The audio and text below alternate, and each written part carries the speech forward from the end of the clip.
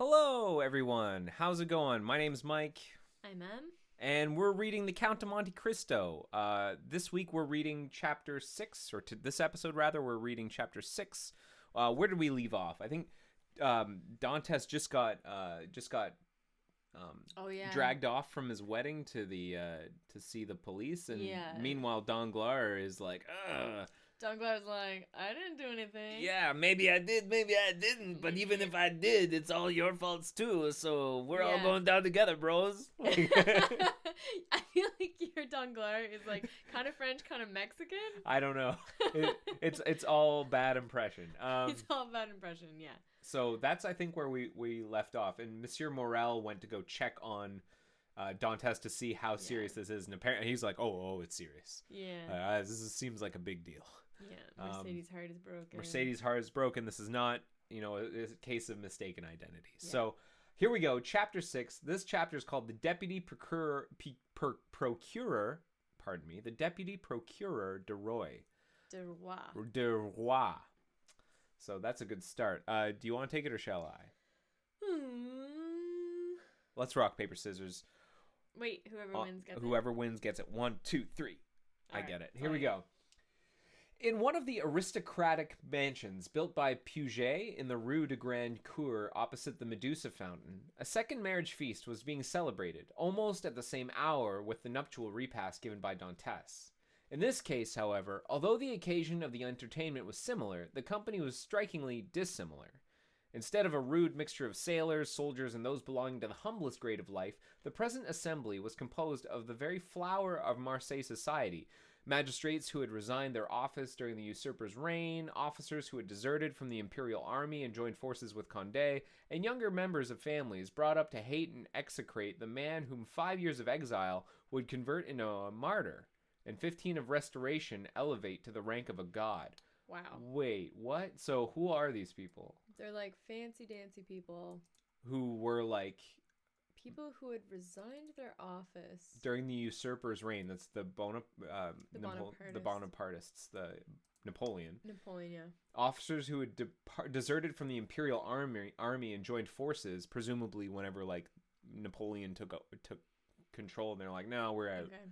And younger members of families brought up to hate and execrate the man whom 5 years of exile would convert into a martyr, and 15 of restoration elevate to the rank of god. Wow, it's dense here. Who's currently in power? Not Napoleon. Not Napoleon. I think it's like the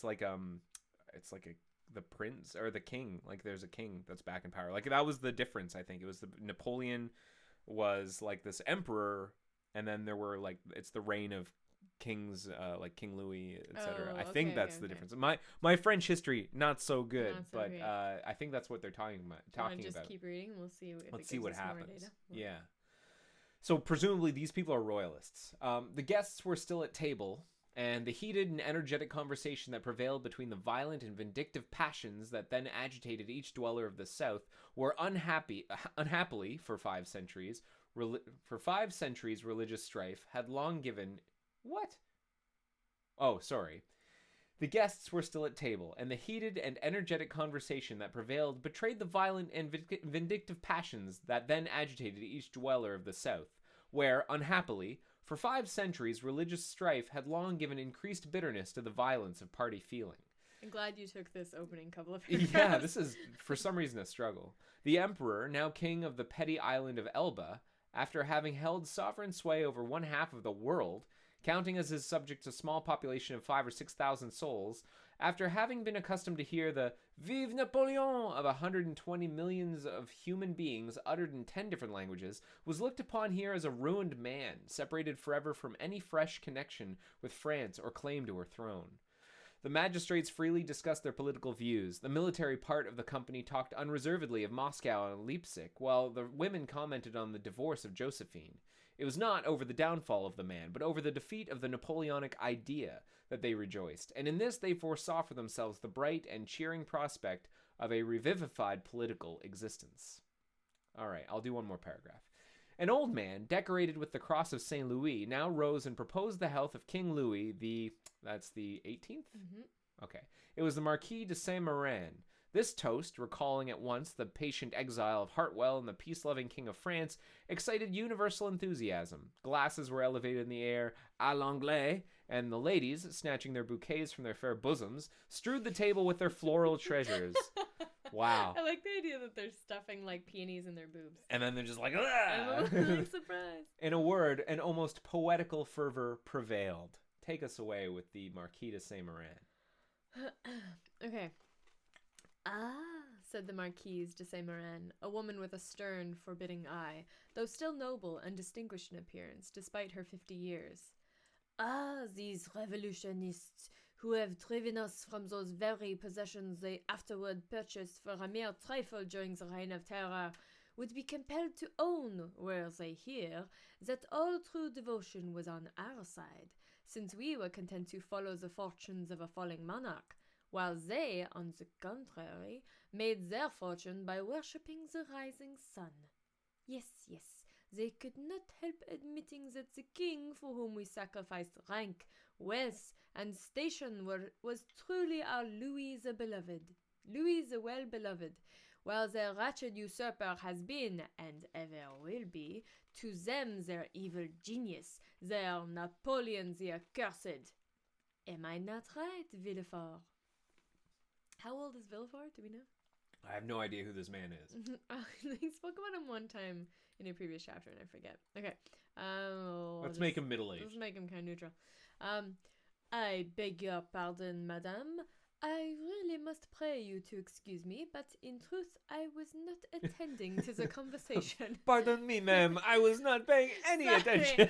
I have no idea what you were saying. Come again? Was that question addressed to me? Because I wasn't paying attention. Okay. Marquise, interposed the old nobleman who had proposed the toast. Let the young people alone. Okay, so Villefort's a young dude. Okay. Let me tell you, on one's wedding day, there are more agreeable subjects of conversation than dry politics. Never mind, dearest mother, said a young and lovely girl, with a profusion of light brown hair and eyes that seemed to float in liquid crystal. Whoa. Ooh. 'Tis all my fault for seizing upon Monsieur de Villefort, so as to prevent his listening to what you said. But, Footsie's under the table. But, sir, now take him. He is your own for as long as you like. Monsieur Villefort, I beg to remind you my mother speaks to you. If the Marquise will deign to repeat the words, I but am perfectly caught, I shall be delighted to answer, said Monsieur de Villefort. Is this, I guess this is the marriage? Like he's the groom? He's the groom, yeah. And the crystal-eyed girl is the bride, and the mother is the Marquise. This is the mother-in-law. Mother-in-law, okay. Sounds like she's a bit of a dry conversationalist. Never mind, Renee, replied the Marquise, with a look of tenderness that seemed out of keeping with her harsh, dry features. But however all other feelings may be withered in a woman's nature... Wait, what? There is always one bright, smiling spot in the desert of her heart. And that is the shrine of maternal love. Wow. Damn. I forgive you. What I was saying, Villefort, was that the Bonapartists had not our sincerity, enthusiasm, or devotion. Take it away. So this is Marquise, and our Marquise still. They had, however, what supplied the place of those fine qualities. Oh, this is the young man. They had, however, what supplied the place of those fine qualities, replied the young man, and that was fanaticism. Napoleon is the Mahomet of the West, and is worshipped by his commonplace but ambitious followers, not only as a leader and lawgiver, but also as a personification of equality. He, cried the Marquise, Napoleon the type of equality? For mercy's sake, then, what would you call Robespierre? Come, do not strip the latter of his just rights to bestow them on the Corsican, who, to my mind, has usurped quite enough. I feel like to really get a sense of what's being discussed here, we would probably need to brush up on our French history. Like, I saw Les Mis, but that's about as that's about as much as I know about French history, beyond the fact that there was a guillotine, Robespierre, and there was the French Revolution, obviously, and like all of the royals basically got booted or beheaded. Yeah. And then they came back. It's already more than I can remember. Okay. Nay, madame, I would place each of these heroes on his right pedestal, that of Robespierre on his scaffold in the Place Louis XV, that of Napoleon on the column of the Place Vendôme.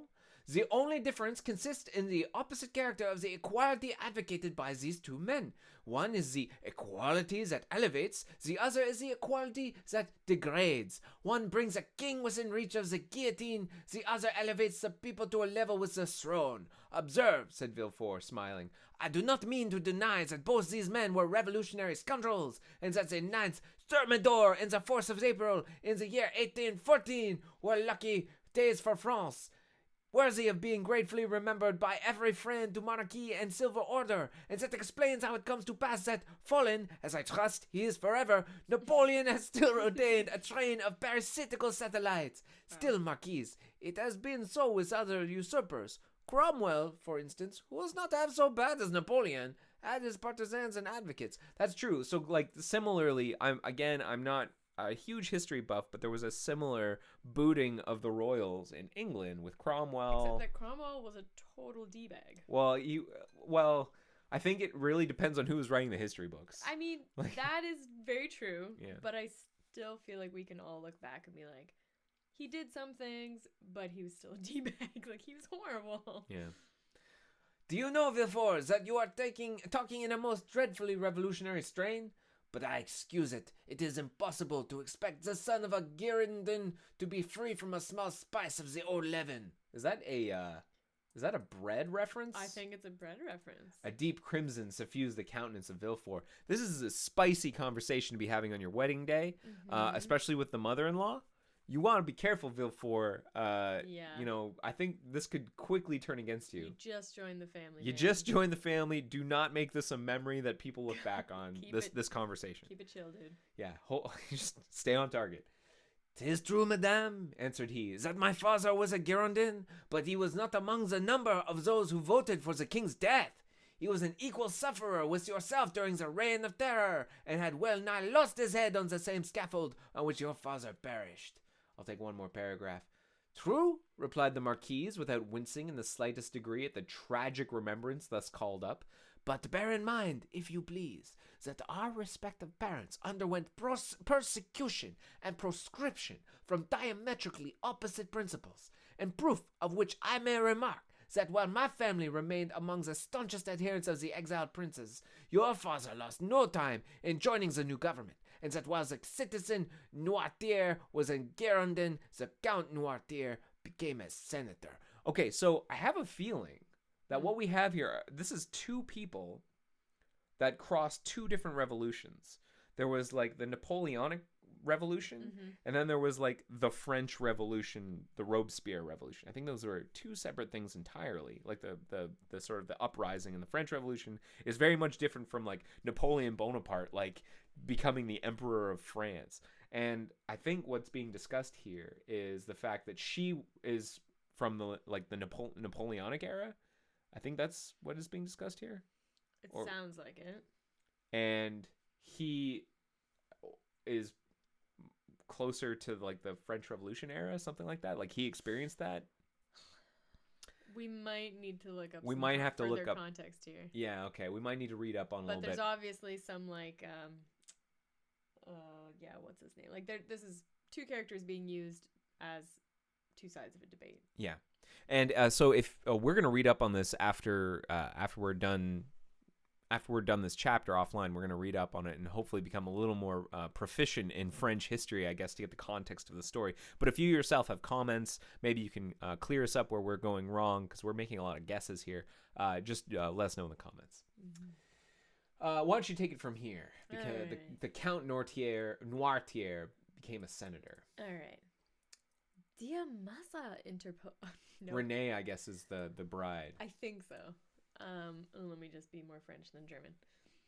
"Dear mother," interposed Renee, "you know very well it was agreed that all these disagreeable reminiscences should forever be laid aside." It's a good policy. Do not be speaking politics at the dinner table at your wedding. She's like, "Mom, shut up, man. Shut up." "Suffer me also, madame," replied Villefort, to add my earnest request to Mademoiselle de Saint-Meran's, that you will kindly allow the veil of oblivion to cover and conceal the past. What avails recrimination over matters wholly past recall? What avails recrimination over matters wholly past recall? For my own part, I have laid aside even the name of my father, and altogether disown his political principles. He was, nay, probably may still be, a Bonapartist, and is called Noirtier. Okay, so before she was talking about his dad and then himself. His father was a Bonapartist. Okay, and he's Napoleon. like, I'm not my dad. And maybe the French Revolution actually happened first before Napoleon. I gotta look this up. All right, we'll look this up. Yeah. Okay, so my dad is a Bonapartist. Okay, and he's called Noirtier. I, on the contrary, am a staunch royalist and style myself de Villefort. Let what may remain a revolutionary sap exhaust itself and die away with the old trunk, and condescend only to regard the young shoot which has started up at a distance from the parent tree, without having the power, any more than the wish, to separate entirely from the stock from which it sprung. Very politically, like I think he is. Right. So he's like, the making apple peace has here. fallen far from the tree and is starting its own tree, kind of. Yeah. Please let this wedding continue. Yeah. Please, can I just get it on with your daughter? I'm sorry. Bravo, Villefort, cried the Marquis. Oh, this is the dad? I guess so, the father-in-law. Bravo, Villefort, cried the Marquis. Oh, is this the old guy? I think so. All right. Excellently well said. Come now, I have hopes of obtaining what I have been for years endeavoring to persuade the Marquise to promise, namely, a perfect amnesty and forgetfulness of the past. Let's just move on. I have been trying to get my wife to shut up about this forever and ever. With all my heart, replied the Marquise, let the past be forever forgotten. I promise you it affords me as little pleasure to revive it as it does you. Highly doubt that. She loves it. Yeah. All I ask is that Villefort will be firm and inflexible for the future in his political principles. Remember also, Villefort, that we have pledged ourselves to his majesty for your fealty and strict loyalty, and that at our recommendation the king consented to forget the past, as I do, and here she extended to him her hand, as I now do at your entreaty. But bear in mind that should there fall in your way anyone guilty of conspiring against the government, you will be so much the more bound to visit the offense with rigorous punishment, as it is known you belong to a suspected family. Damn. So I think they're like, should Dantes come your way? Basically is what the author's trying to tell us. Maybe, yeah. I mean, this feels like a Chekhov's gun. Like, yeah, for sure. Like, this has been set up such that, like, this family is going to... This is a trap that's going to snap shut. This is so, like, theatrical. Yeah. Like, this is totally, like, a stage thing. Like, the mom's like... If this thing, it's which like is very likely... It's like thing to the audience. It's like, no. It just so conveniently happened chapter before. Exactly. If that happens. Yeah. Exactly. All right, I'll do one more. Alas, madam, returned Villefort, my profession, as well as the times in which we live, compels me to be severe. I have already successfully conducted several public prosecutions and brought the offenders to merited punishment. But we have not done with the thing yet. Should I be knowing more about who Villefort is? Like, was this name mentioned earlier, and we should really... He was talked about in a previous chapter, but barely, and I don't really remember. I'm going to do a quick check. What? Villefort. Where are we? Villefort. So I'm going to just go back really quickly. Oh my god, he comes up a whole bunch. Yeah, over 1,000 matches, but one sec. Do you think it's going to turn into a buddy cop film with him and Dantes? Is that what it's trying to say? That'd be amazing. The assistant procurer overtook his supercargo. You lose such thing possible. Oh. On the return from the fresh tidings of Dantes from his... Oh, Villefort is... He used to work on the ship. He works on the ship with Dantes and Danglars. And he's also having a wedding? Maybe. I will let you know that directly I've seen Monsieur de Villefort, whom I shall endeavor to... Oh, he's going to be the lawyer. He's a furious royalist, and of his being king's attorney is a man like ourselves and fancy now a bad sort of one. He's going to be the lawyer. Okay. And he's also getting married. How convenient. Hang on, he's prosecuting Dantes, or he's defending Dantes? I think they're going to try and... Prosecute him? I think he's likely to prosecute him. Right, so they're like, oh, he's a royalist, watch out. Yeah. Okay. Interesting. Alrighty. Or maybe they'll ask him to defend him. I don't know how this is going to work, to be honest. All right. Because why would they reach out to him unless they wanted to appeal to the prosecutor and be like, hey, this is clearly a mistake. Be cool, be cool. Be cool, be cool. All right. Okay. That's the Marquise. That's the Marquise. The She's shit looking... disturber. Look, got this little bag in here. Got a brick in there just in case she wants to smack someone upside the head. This bonnet is epic. Yeah. That's some complex, stuff going on back there, holding presumably hair. Really thin neck. Yeah, that's weird. Like her head is like kind of like pasted on. It looks like that's a freakishly small neck. Yeah. All right. Do you indeed think so? Inquired the Marquise. I am at least fearful of it. Napoleon in the island of Elba is too near France, and his proximity keeps up the hopes of his partisans. Marseille is filled with half-pay officers who are daily, under one frivolous pretext or other, getting up quarrels with the royalists. From hence arise continual and fatal duels among the higher classes of person, and assassinations in the lower. Here's the Comte de Saint-Meran. I don't know who that is, so I'm going to make up a voice. He's friends with the old dude. You have heard, perhaps, said the Comte de Saint-Meran, one of Monsieur de Saint-Meran's oldest friends and chamberlain to the Comte d'Artois, that the Holy Alliance purpose removing him from thence? That the Holy Alliance propose removing him from thence? Yes, they were talking about it when we left Paris, said Monsieur de Saint-Meran. And where is it decided to transfer him? To Saint Helena.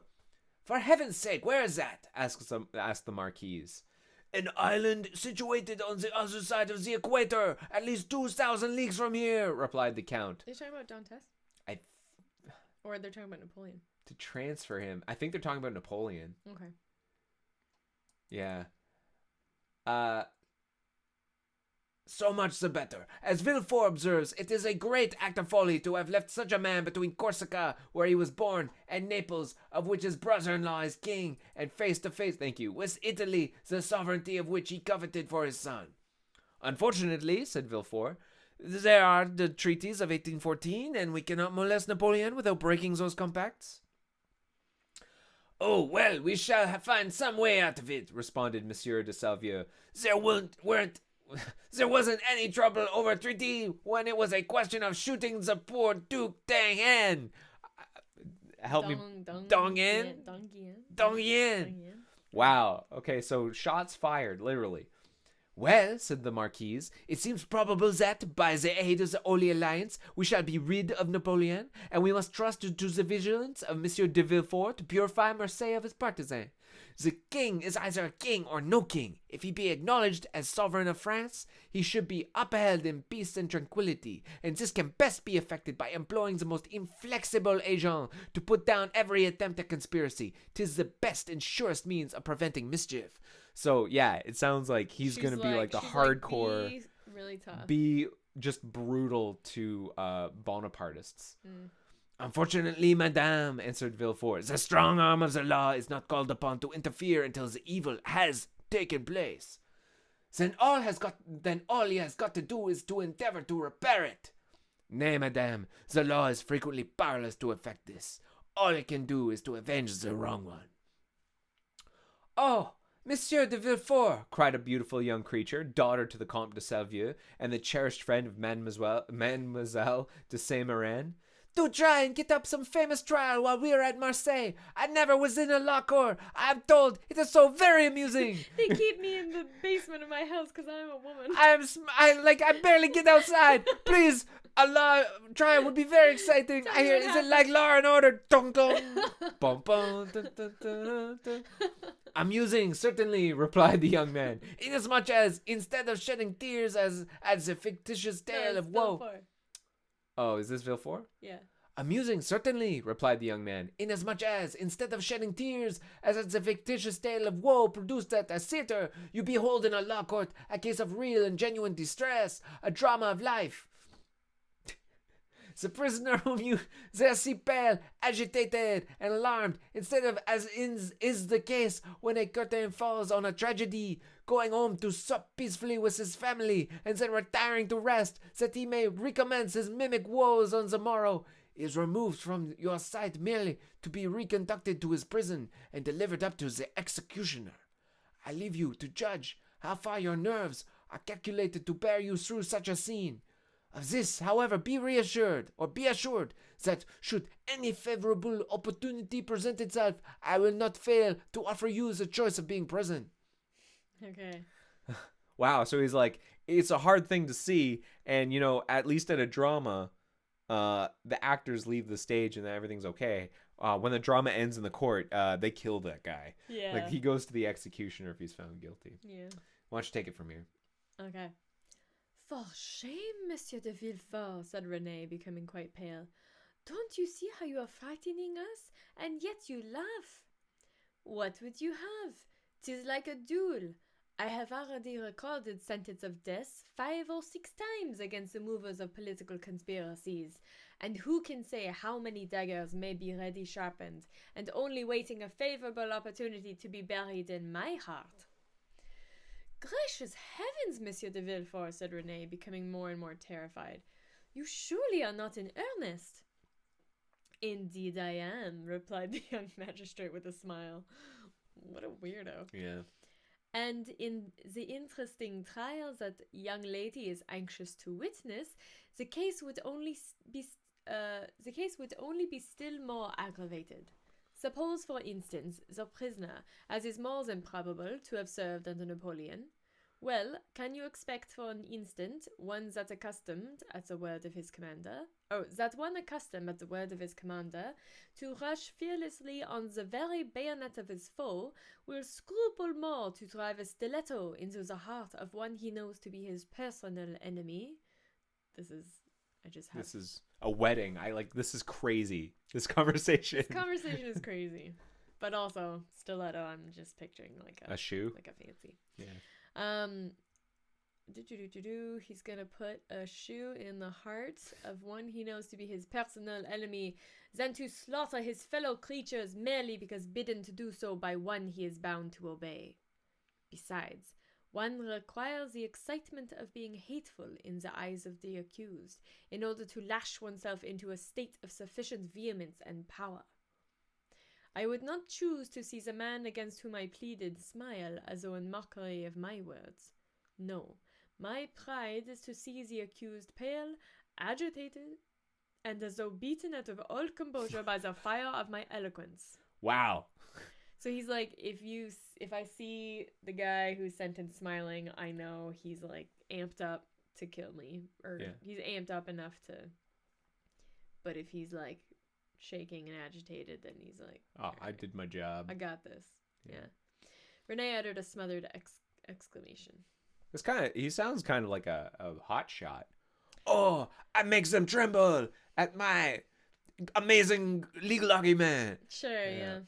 Bravo! Cried one of the guests. That is what I call talking to some purpose. Just the person we require at the time makes the present. Is Danglars there? Said a second. What a splendid business that last case of yours was, my dear Villefort, remarked a third. Amazing trial! I was a man for murdering his father. Upon my word, you killed him ere the executioner had laid his hand upon him. Are murdered by words. Do you know that subreddit? Murdered by words? Murdered Yeah. by words. Yeah, exactly. You just the legal argument was so brutal that the executioner comes up and goes, "There's nothing to do here. This man is dead. This man has been executed by words." Oh, as for parricides and such dreadful people as that, interposed Renee, it matters very little what is done to them, but as regards poor unfortunate creatures whose only crime consists in having mixed themselves up in political intrigues. Why, that is the very worst offense they could possibly commit. For don't you see, Renee, the king is the father of his people, and he who shall plot or contrive aught against the life and safety of the parent of 32 millions of souls is a parricide upon a fearfully great scale. I don't know anything about that, replied Renee, but Monsieur de Villefort, you have promised me, have you not, always to show mercy for those I plead for? Oh, so that's also gonna be a thing. Yeah, another She's Chekhov's gonna be gun. like, don't kill Dante. Please don't do it. Make yourself quite easy on that point, Answered Villefort with one of his sweetest smiles. You and I will always consult upon our verdicts. What? Renee's just gonna be like, I like, he's cute, or like, that guy's I like his dog, and then Villefort will be like, okay, I guess I won't. it's 20 to life instead of death. My love, said the Marquise, attend to your doves and your lapdogs and embroidery, but do not meddle with what you do not understand. Man. Nowadays, the military profession is in abeyance. No, what? In abeyance?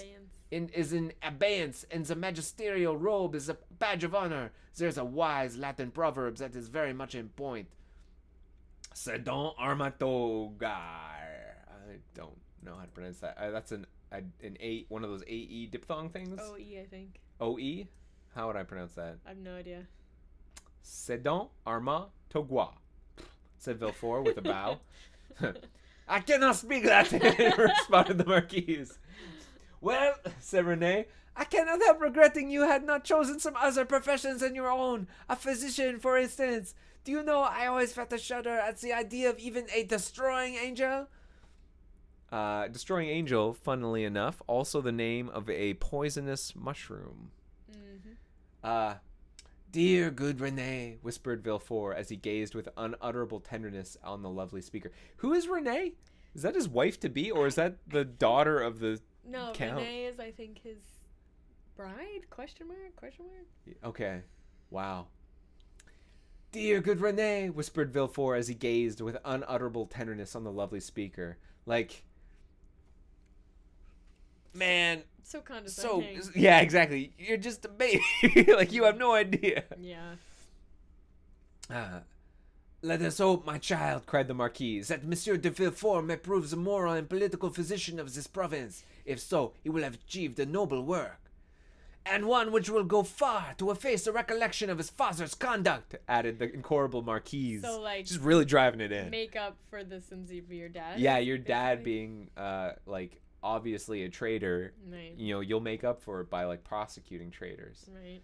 Madame, replied Villefort with a mournful smile, I have already had the honor to observe that my father has, at least I hope so, abjured his past errors, and that he is, at the present moment, a firm and zealous friend to religion and order, a better royalist possibly than his son, for he has to atone for past dereliction, while I have no other impulse than warm, decided preference and conviction.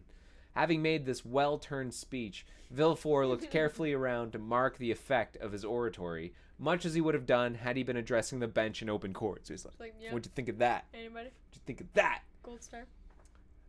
Do you know, my dear Villefort, cried the Comte de Salvieux, that is exactly what I myself said the other day at the Tuileries, when questioned by His Majesty's principal chamberlain touching the singularity of an alliance between the son of a Girondin and the daughter of an officer of the Duc de Condé, and I assure you, he seemed fully to comprehend that this mode of reconciling political differences was based upon sound and excellent principles. Then the king, who, without our suspecting it, had overheard our conversation, interrupted us by saying, Villefort, observe that the king did not pronounce the word Noirtier, but on the contrary placed considerable emphasis on that of Villefort. Villefort, said His Majesty, is a young man of great judgment and discretion, who will be sure to make a figure in his profession. I like him much, and it gave me great pleasure to hear that he was about to become the son-in-law of the Marquis and Marquise de Saint-Meran. I should myself have recommended the match, had not the noble Marquis anticipated my wishes by requesting my consent to it. All right, why don't you take it from here? Okay. He's just, like, lavishing all these compliments on him. Seriously. Is it possible the king could have condescended so far as to express himself so favorably of me? Asked the enraptured Villefort. That is a heck of an endorsement if the king is like on your side there. He's got like a ego boner right now. Yeah. I feel like I'm the crass one of this duo. Definitely. Okay. I give you his very words, and if the Marquis chooses to be candid, he will confess that I perfectly agree with what his Majesty said to him when he went 6 months ago to consult him upon the subject of your espousing his daughter. Okay. This is Renee looking super bored, hella bored Yeah, with like- this conversation. Yeah, like this is my wedding day, people. I know. She's like, shut up. When do we get to the dancing and the Yeah. sex? The DJ is like, now. Is it now? Like, Yeah. He's like, is it chicken dance? She's like, just unplug the whole thing. Yeah. How close are we? I think we've got 2 big chunks left, and then we'll call it. Okay. All right, take it away. That is true, answered the Marquis. Who is saying this next bit? So it's Villefort was talking Oh, here. it's the older friend. Older friend, then the Marquis. Okay. No, wait. This might be Villefort, This I is think. the Villefort. Okay. Yeah. How much do I owe this gracious prince? What is there I would not do to evince my earnest gratitude? That is right, cried the Marquise. I love to see you thus. Yeah, just like licking the boots of the king. God. Now then, were a conspirator to fall into your hands, he would be most welcome. For my part, dear mother, interposed Renee, I trust your wishes will not prosper, and that Providence will only permit petty offenders, poor debtors, and miserable cheats to fall into Monsieur de Villefort's hands. Then I shall be contented. So she would rather, like, kind of like... You don't have to do anything intense, I think. Yeah, she doesn't want him to deal with... She almost sounds like she sympathizes with the conspirators and the Bonapartes. She's like, I think so. I would rather he not have to deal with them. Yeah, Interesting. I think she's like She's like a bit of a soft spot for Bonapartists. probably like a doesn't Underground believe, resistance? doesn't believe in The royals? punishment like that. Oh, yeah. Doobie-doobie-doo. Who is this? Okay. Just the same as though you prayed that a physician might only be called upon to prescribe for headaches, measles, and the stings of wasps, or any other slight affection of the epidermis. Wow. That is like a non-clinical setting to bring out the word epidermis. Yeah. This is a serious conversation. Yeah. If you wish to see me the king's attorney, you must desire for me some of those violent and dangerous diseases from the cure of which so much honor redounds to the physician.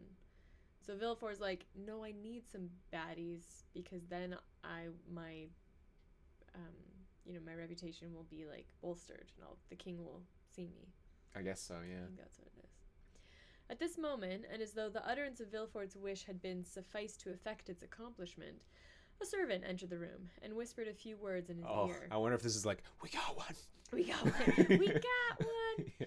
Villefort immediately rose from table and quitted This the is room. wedding day. What a dick. And quitted the room upon the plea of urgent business. He soon, however, returned, his whole face beaming with delight. Oh my god. Renee regarded him with fond affection. She's like, finally we can have the wedding day that I dreamed of. Is it cake time? And certainly his handsome features, lit up as they then were with more than usual fire and animation, seemed formed to excite the innocent admiration with which she gazed on her graceful and intelligent lover. You were wishing just now, said Villefort, addressing her, that I were a doctor instead of a lawyer? Well, I at least resemble the disciples of Aesculapius in one thing. And then this is obviously an editor's note. People spoke in this style in 1815. Oh, okay, good. Because I was wondering if people were just having a stroke. Like, this is just, how are people talking? Yeah. It's like T.S. Eliot. They're just constantly dropping references. Yeah.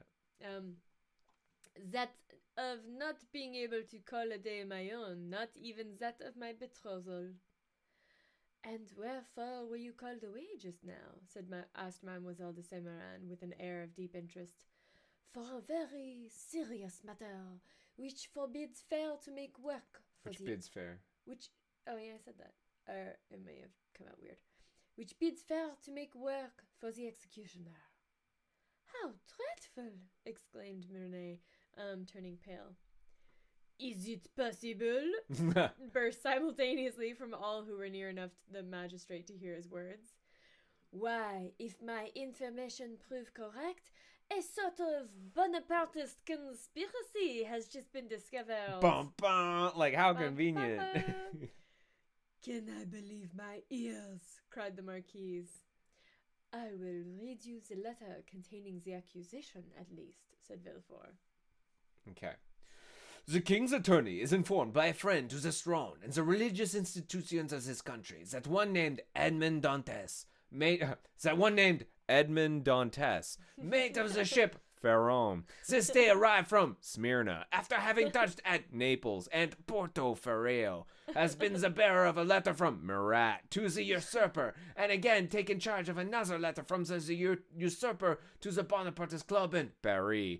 Ample corroboration of this statement may be obtained by arresting the above-mentioned Edmond Dantes, who either carries a letter for Paris about with him, or has it as his father's abode. Should it not be found in the possession of father or son, then it will assuredly be discovered in the cabin belonging to the said Dantes on aboard the Pharaon.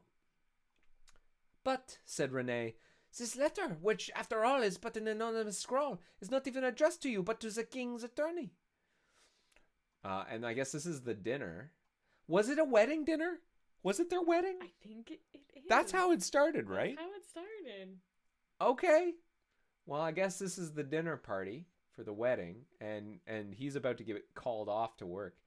True, but the gentleman being absent, his secretary, by his orders, opens his letters, thinking this one of importance. He sent for me, but not finding me, took upon himself to give the necessary orders for arresting the accused party. Then the guilty person is absolutely in custody? Said the Marquise. Nay, dear mother, says the accused person. You know we cannot yet pronounce him guilty. He is in safe custody, answered Villefort, and rely upon it. Oh, wait, this must have been Renee. Nay, dear mother, say the accused person. You know we cannot yet pronounce him guilty. She's so modern. She really is. She's like, hey, innocent until proven guilty. Mm. And her mom's like, executioner now. Exactly. He is in safe custody, answered Villefort, and rely upon it. If the letter is found, he will not be likely to be trusted abroad again, unless he goes forth under the especial protection of the headsman. The protection of the headsman. Is that the executioner? Maybe. Is that like... The headsman. And where is the unfortunate being? asked Renee. He is at my house. Just chilling, he's playing Xbox. Come, my friend, interrupted the Marquise. Do not neglect your duty to linger with us. You are the king's servant and must go wherever that service calls you. Oh, Villefort, cried Renee, clasping her hands and looking forward towards her lover with piteous earnestness. Be merciful on this, the day of our betrothal. You'd think she would be saying, like, let someone else take the call. I know, right? Just let it go to voicemail. I know. But really, she's saying, don't kill him. Yeah. The young man passed around to the side of the table where the fair pleader sat and leaned over her chair and said tenderly, To give you pleasure, my sweet Renee, I promise to show all the lenity in my power. But if the charges brought against this Bonapartist hero prove correct, why then, you really must give me leave to order his head to be cut off. You're like, please gonna cut his head off? Yeah, I'm gonna do everything I can, but I might have to ask your permission to cut his head off. Renee shuddered at the word cut, for the growth in question had a head. I mean, thank goodness that the author cleared that up. That's great. Why don't you close this out? Okay. Never mind that foolish girl, Villefort, said the Marquis. Iron fist inside a velvet glove. Yeah, also, I think she wants to marry him. Maybe. I don't know, I think she's crushing on him. She will soon get over these things.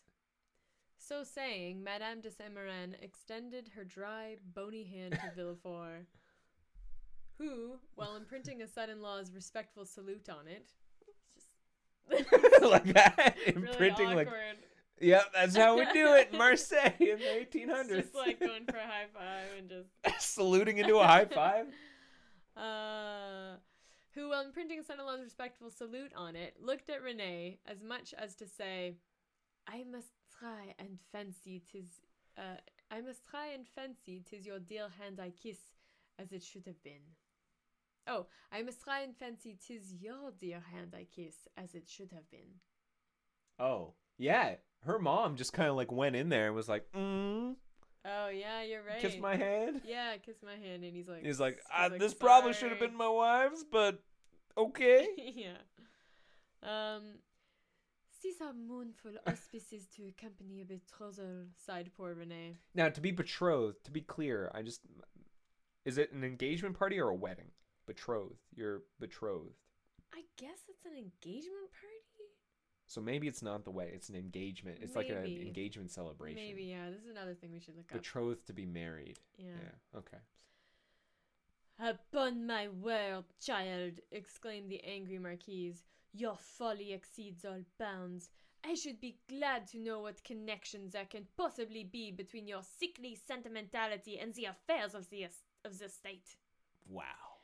What? She's like... Cool party. Oh my god, this is the worst moment. Can you imagine, like, I don't know, the brother of Renee who's just gobbling all the chicken he can, but like just like listening in, like, this is dramatic. This like, is crazy. Normal Tuesday night. My parents. Yeah.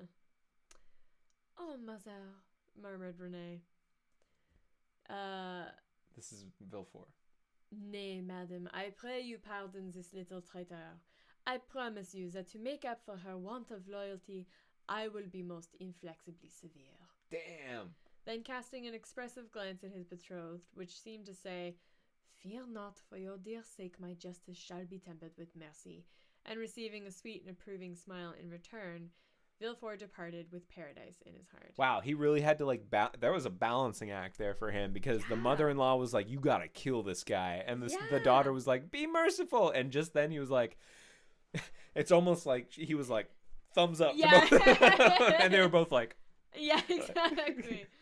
Yeah, this is weird.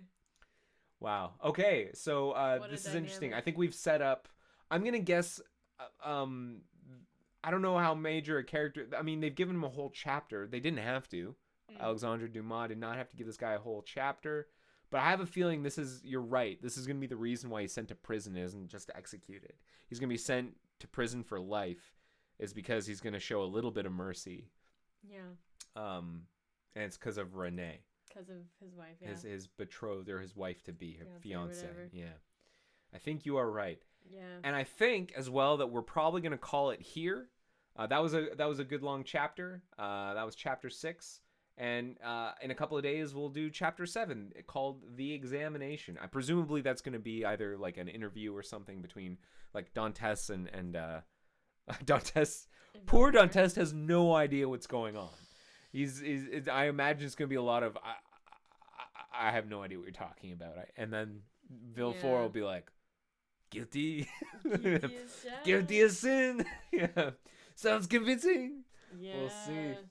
All right. I find that Dumas does a really good job of creating a lot of like dynamic relationships. Mm-hmm. Yeah. I mean, these are very sort of, it's not subtle. No, it's This is not subtle, but it's almost like like he's not really creating people, he's creating like the people are vehicles for the plot, certain messages. Okay. Yeah. Certain like points of view, I think. Okay, yeah. That's what I think it is. Like Renee is kind of representative of like, I guess like modern leniency towards, and then I don't know, it's interesting. Yeah, I think he's doing a really good job now of having the plot like gain traction. Like there's a lot of traction here. The machine is moving. And I think that's pretty cool. And especially because, as I think we've said for a couple of episodes now, this was designed to be a periodical, where especially, it's kind of revolutionary at the time, it's a cliffhanger at the end where you want to read the next one. You want to know what happens next. Mm-hmm. I think it's a really excellent job, considering that this was revolutionary at the time. Like, he was inventing this format, I guess, of making me want to know more. Yeah, what is going to happen? Like, I'm excited for Villefort to meet Dantes and for that sort of that contact.